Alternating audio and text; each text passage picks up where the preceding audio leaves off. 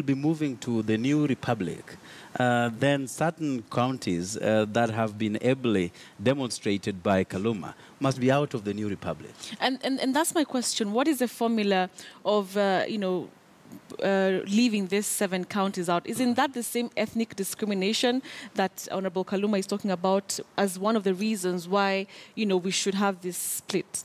Well, I did mention that the perpetrators of electoral theft, majorly, and beneficiaries of the theft, majorly are from that particular region. So what we are saying is, then they can form their own republic, perpetuate electoral theft as much as they can, as we then put our house in order in the new republic. But I mean, just to quiz you on that, I mean, are you not victimizing, the people who you call the beneficiaries of the irregularities, to do with the electoral system? Aren't you victimizing a certain, community or a certain region of the country based on, maybe a few individuals who maybe should be held accountable for these electoral offenses that you're talking about? Betty, there was a charade that was conducted on the 26th of October in the name of a mock election, which is akin to Jubilee carrying out its annual general meeting to arrive at its party leader. And from the records, and I think this will be ably demonstrated at the Supreme Court during the petition hearing, that only 3.5 million people were positively identified as having voted by the KIEMS machines. 3.5 million out of a registered population of 19.6 million. So firstly, that therefore puts IBC at a very precarious position. Secondly, it gives a very harsh indictment on the legitimacy of any president anywhere in the world. So then what we are saying therefore is, of course, there were hues and cries from all the republic as regards the perpetuation of this heinous crime of electoral theft, the disorganization by IEBC having failed to umpire a very clean electoral process. But there are people who have greatly and consistently benefited out of these illegalities and irregularities. And they do not want to form part of the new Kenya that would want to do nothing but to champion a clean electoral enterprise. So what we are saying, yeah, you have become a beneficiary of the electoral disorganization. Stay with your electoral disorganization. There are people out here, and they are in their millions, who would want to see a clean process, a verifiable election, that at the end of the day, the loser will come out to say, I lost fairly. And is in the solution then, cleaning up our electoral process rather than actually seceding? Because shouldn't seceding be the last resort to this problem that Peter Kaluma is talking about? We came out very strongly to organize the electoral administration.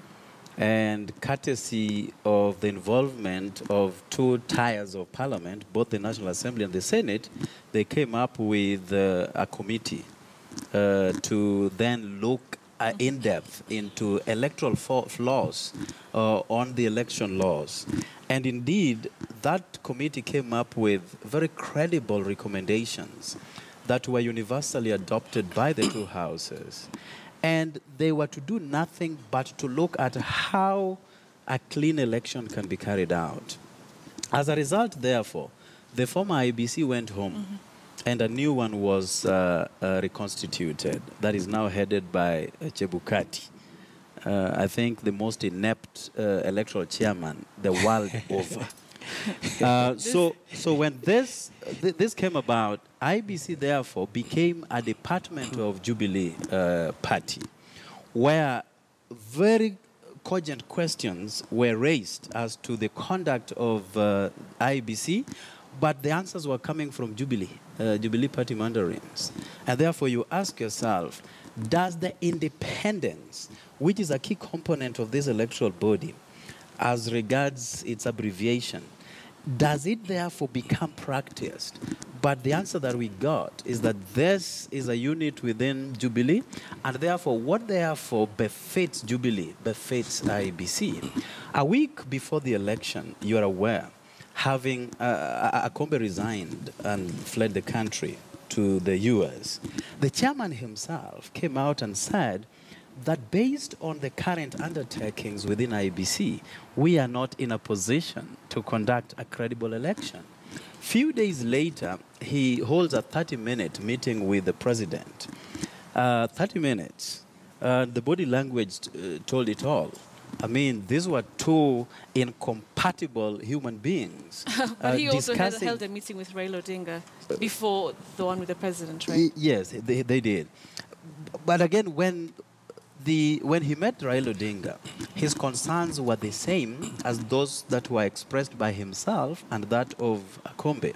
And therefore, we thought, that it was incumbent upon the chair to move back to the Supreme Court, together with the reasons as to why a new election cannot be conducted under the circumstances, so that, suo motu, the Supreme Court could have given a different date, because they have those inherent powers.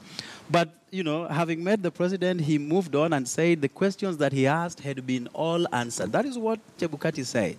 I know you're not given that job to ask questions. You're given that job to conduct elections and referendum. All right. So then we said, we will not be party to that kind of charade. All right. And that's the reason why this is an option, secession. Secession is an option, and many others that we shall be employing as we go forward. All right. So we'll come